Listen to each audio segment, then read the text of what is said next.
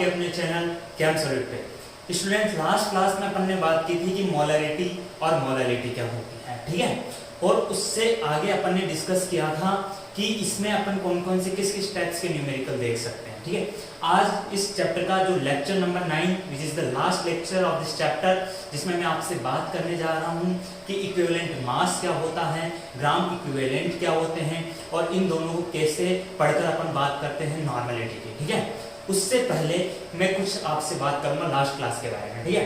Molarity वहां पे पढ़ी अपन ने, तो मोलरिटी में मैंने आपको एक चीज करने को देखी, that is molarity of ions. वहां से एक न्यूमेरिकल था, आई होप आप सबने किया होगा। एक बार उसका अपन सॉल्यूशन देख लेते हैं, एक न्यूमेरिकल अपन मोलरिटी का ले लेते हैं, देन अपन आगे पढ़ते हैं, ठीक है। तो स्टार्ट करता हूं। क्वेश्चन जो आपके पास था मोलरिटी ऑफ आयंस, वो ये था स्टूडेंट्स कि 49 ग्राम क्या था, H2SO4 सल्फ्यूरिक एसिड कितना था, 49 ग्राम। इसके बाद इसको आपने डिसॉल्व किया था किसमें, 100 ml ऑफ सॉल्यूशन में, ठीक है ना। इसमें मैंने आपसे पूछी थी कि मोलरिटी बताओ किस किस की।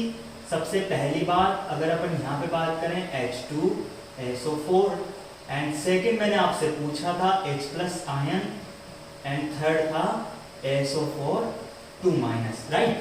तो इस प्रकार से अपन मोलरिटी ऑफ आयंस को यहाँ से समझने की कोशिश कर रहे थे। ध्यान देना स्टूडेंट्स, इसका सॉल्यूशन क्या होगा। देखो, सबसे पहली बात मोलरिटी ऑफ H2SO4 अपन निकाल सकते हैं। क्या होता है मोलरिटी का फॉर्मूला, कैपिटल M से रिप्रेजेंट करते हैं, और वो इक्वल होता है number of moles of solute dissolve in solution, जिसका वॉल्यूम अपन नीचे लेते हैं, और ये किसमें होता है, लीटर में होता है, राइट। अब अपन को यहाँ पे मोलरिटी निकालनी है फर्स्ट H2SO4 की, सल्फ्यूरिक एसिड की। तो अपन बात करेंगे मोल्स। मोल्स निकालने का अपने पास फॉर्मूला कौन सा है student, number of moles is equal to, क्या बोलते हो आप, नंबर ऑफ मोल्स कैसे निकालते हो, mass given over molecular mass, right. कितना मास दिया यहाँ पे, 49 ग्राम। मॉलिक्यूलर मास कितना होता है सल्फ्यूरिक एसिड का, 2 हाइड्रोजन 1 सल्फर 32, 4 ऑक्सीजन कितने जाते हैं 64, और ये हो जाता है आपका 98। तो यहाँ से 98 से इसको डिवाइड करेंगे, विच इज इक्वल टू 1/2 मोल। ये क्या आ गया, नंबर ऑफ मोल्स। एन अपने पास आ गया, बी आपको पता है 100 ml, इसको लीटर में कन्वर्ट करके आंसर निकालते हैं फटाफट। तो मोलरिटी इज इक्वल टू 1/2, और 100 ml को लीटर में कन्वर्ट करूंगा, डिवाइड करूंगा 1000 से, राइट। तो कितना बन गया ये, 1/2 इंटू 1000 ओवर 100, ये 10 टाइम्स, एंड 2 से ये 5 टाइम्स। बोले तो कितनी molarity I students, 5 molar, right.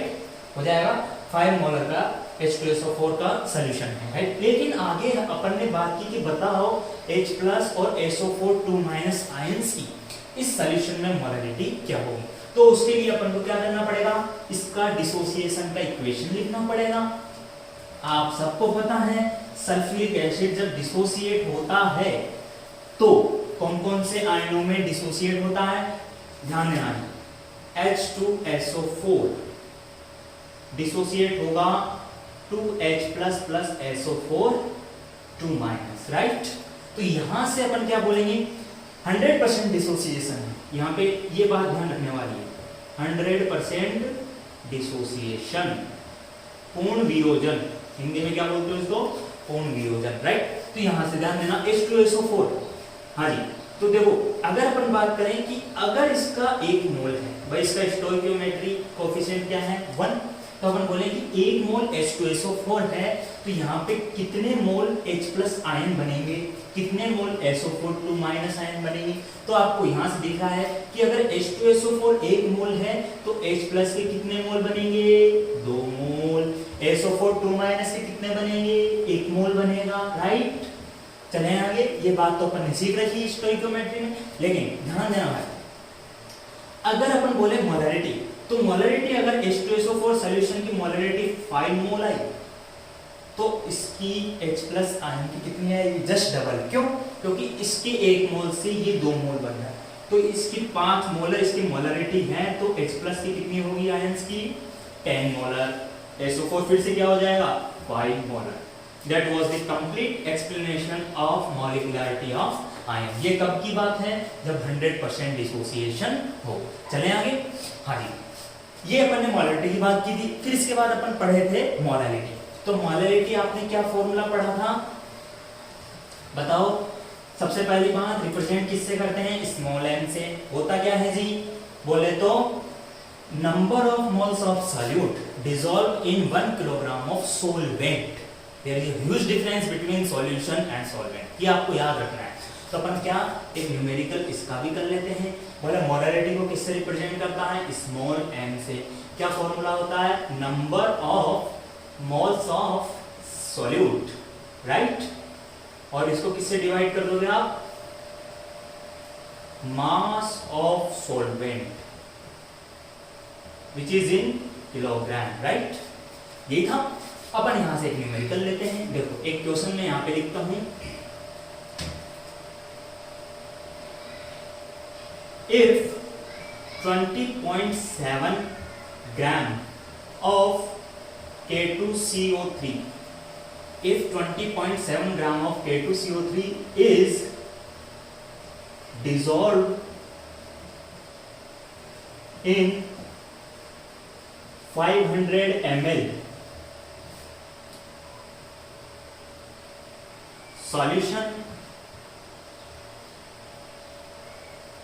then what is molality of solution if density of solution is 1 gram per ml। बताओ कि अगर 20.7 ग्राम पोटेशियम कार्बोनेट को 500 ml सॉल्यूशन में डिसॉल्व कर दें और अगर सॉल्यूशन का डेंसिटी 1 ग्राम पर ml हो तो मोलैलिटी क्या होगी सॉल्यूशन की, राइट। करें इसको स्टार्ट, ध्यान देना। अब देखो जरा कि अगर अपन बात करें, ये कितना दिया 20.7 ग्राम ना। सबसे पहली बात तो ये अपन को फॉर्मूले पे फोकस करना है कि अपन को कहीं चाहिए क्या, number of moles of solute. So सबसे पहला काम आपको मोल्स निकालना है जो कि तुझे आता है भाई। Number of moles n is equal to कितना मास दिया 20.7। हाँ जी, K2CO3 बोले तो पोटेशियम कार्बोनेट का मॉलिक्यूलर फॉर्मूला से अपन क्या निकाल देंगे, इसका मॉलिक्यूलर मास। हाँ जी, पोटेशियम एक का होता है 39, तो ये कितना हो जाएगा 39, कार्बन एक 12, ऑक्सीजन एक 16 होता है, तो ये कितने हो जाएंगे 48। एंड ये कितना हो जाएगा टोटल 18, 20, 28, 2, 6, 7, 8, 9, 4, 13, 138 ग्राम। ये कितना आ गया 138 ग्राम। ये नंबर ऑफ मोल्स किसके आ गए, ये K2CO3 के। अब अपन को चाहिए क्या, मास of solvent, right. Mass of solvent which is in kilogram. यहाँ पे किसमें दिया है, ml में दिया है। अब ध्यान दो, डेंसिटी अपन को दी है और डेंसिटी आपको पता है क्या होती है, इसको मैं यहाँ से रब कर रहा हूँ, ध्यान देना। डेंसिटी ऑफ सॉल्यूशन क्या लिख सकते हो भाई, mass of solution over volume of solution. यहां से क्या निकालोगे, मास ऑफ सॉल्यूशन, क्योंकि वॉल्यूम आपको दिया है कितना 500 ml। डेंसिटी कितना दिया है, डेंसिटी कितना दिया 1 ग्राम पर ml। ml से ml गया, मास कितना आ गया 500 ग्राम। मोल कितना है 20.7 ओवर 138 और ये समथिंग आता है आपका 0.153, है ना। ये आपके नंबर ऑफ मोल्स आ गए, ये आपका मास आ गया। अब मास का क्या काम है, आपको क्या चाहिए, सॉल्वेंट का चाहिए। तो सॉल्यूशन का आ गया, सॉल्यूट का है। अगर सॉल्यूशन में से सॉल्यूट माइनस कर देंगे तो जो बचा होगा वो किसका होगा, सॉल्वेंट का होगा। तो I am writing over here mass of solvent, mass of solution minus mass of solute. Solution का कितना है भाई 500 माइनस कितना हो जाएगा, कितना दिया इसका 20.7 विच इज इक्वल टू 479.3 ग्राम। इसके आसपास ये आएगा। तो ये मास आ गया, नंबर ऑफ मोल्स है, अब मोलैलिटी अपन निकाल लेंगे। हाँ जी, कितने मोल है? 0.15। मास ऑफ सॉल्वेंट कितना आया ये? 479.3 ग्राम। अपन को किसने चाहिए? किलोग्राम में 1000 से डिवाइड कर दूंगा। 479.3 इंटू 1000। इसको जब आप सॉल्व करोगे तो ये आंसर आपका बनेगा 0.313 मोलर, स्मॉल है, ये इसका आंसर होगा। पूछा क्या था कि K2CO3 अगर इतने ग्राम है और इतने ml में डिसोल्व किया है, डेंसिटी अगर सॉल्यूशन का ये है तो बताओ मोलैलिटी क्या है। First of all you have to approach towards the formula of molality which is number of moles of solute over mass of solvent which is in kilogram. Then मैंने सबसे पहले क्या काम किया? नंबर ऑफ मोल्स यहाँ से निकाला। Number of moles क्या है? मुझे चाहिए था मास किसका भाई? सॉल्वेंट का। तो मेरे को हिंट में क्या मिला? यहाँ पे डेंसिटी मिला। डेंसिटी और वॉल्यूम को मल्टीप्लाई करा तो वो आया सॉल्यूशन का मास। मुझे चाहिए सॉल्वेंट का। मैंने सॉल्यूशन में से सॉल्यूट का जो मास गिवन है उसको घटाया तो मेरे पास क्या आया? सॉल्वेंट का मास। देन मैंने इसको डिवाइड कर दिया और वहां पे किलोग्राम में कन्वर्ट करने के लिए 1000 से इसको क्या कर दिया? डिवाइड कर दिया। देन अपने पास आंसर क्या मिला? 0.313 मोलर, राइट। तो ये कहानी आपकी मोलैरिटी और मोलैलिटी की थी, ठीक है। एक छोटी सी बात यहाँ पे ध्यान रखना आप लोग।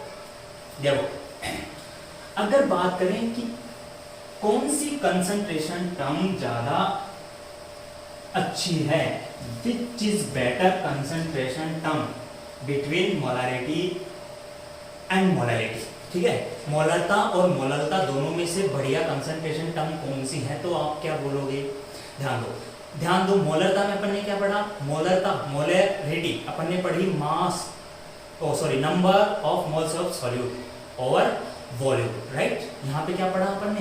Number of moles of solute और डिवाइड मास था, चाहे वो सॉल्वेंट का ही था, लेकिन था क्या? मास। तो अपन यहाँ पे एक बात बोलने वाले हैं, क्या? ध्यान दो, मोलैरिटी और मोलैलिटी अगर इनकी बात होगी तो कौन ज्यादा सही है? मोलैलिटी। क्यों है? क्योंकि ध्यान देना,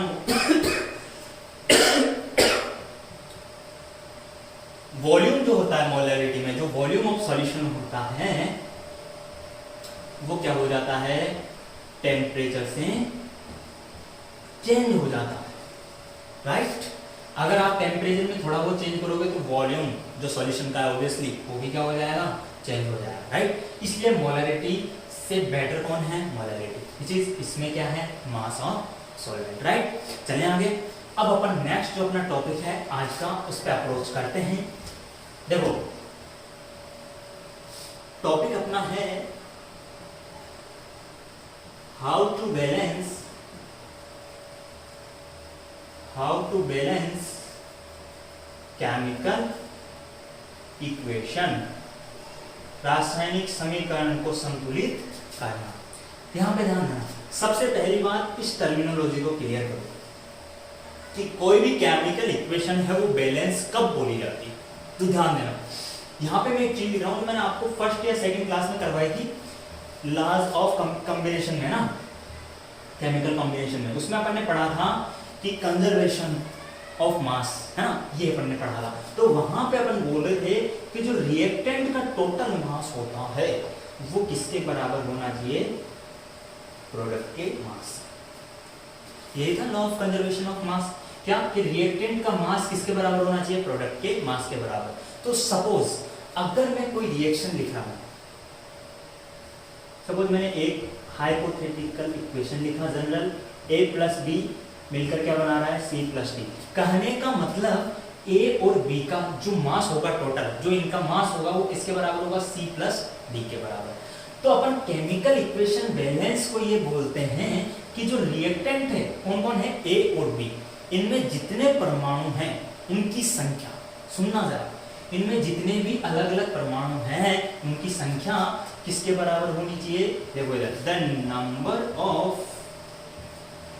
the number of various types of atoms equal to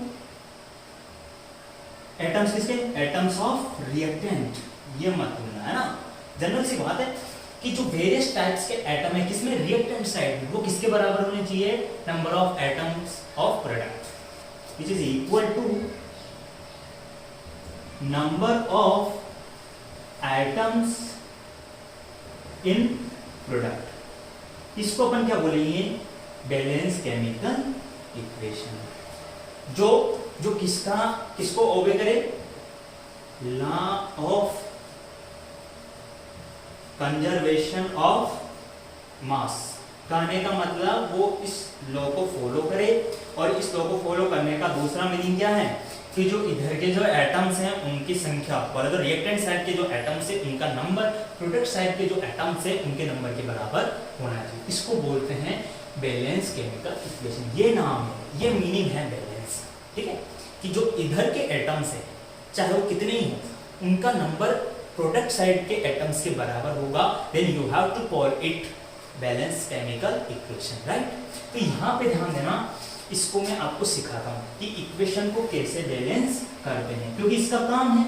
इससे जस्ट जो नेक्स्ट टॉपिक है वो बिल्कुल आपको तब अच्छे से समझ में आएगा जब आपको बैलेंस करना आएगा किसी केमिकल इक्वेशन को। तो यहाँ पे ध्यान देना, suppose H2 plus O2, general equation लिख रहा हूँ ना, इससे क्या बनाया, H2O। बोले हाइड्रोजन और ऑक्सीजन कंबाइन होकर वाटर फॉर्म करती है। क्या ये केमिकल इक्वेशन बैलेंस है? जवाब दो। देखो, number of atoms of reactant side, बोले तो हाइड्रोजन के कितने एटम है, 2, ऑक्सीजन के कितने, 2, will be equal to the number of atoms of product side. Hydrogen के अभी भी क्या है, 2, लेकिन ऑक्सीजन का क्या है, 1 है। इट मींस ये कैसी इक्वेशन है, इम्बैलेंस, राइट। इसको आपको क्या करना पड़ेगा, बैलेंस करना पड़ेगा। कोई ना कोई स्टोइकियोमेट्री कोफिशिएंट यूज करके इक्वेशन को क्या करना पड़ेगा, बैलेंस करना पड़ेगा। ध्यान दो, ऑक्सीजन 2 है, हाइड्रोजन 2 है। अगर मैं हाइड्रोजन को कर दूं 2, यहाँ पे टोटल कितने हो गए, 4, और इधर में मैं कर दूं 2, तो क्या ये इक्वेशन बैलेंस है ना। 4, ये 4 हाइड्रोजन, ऑक्सीजन कितने, 2, स्टिल 2। कहने का मतलब ये इक्वेशन कैसी हो गई भाई, बैलेंस। इसको क्या बोलते हैं, इक्वेशन को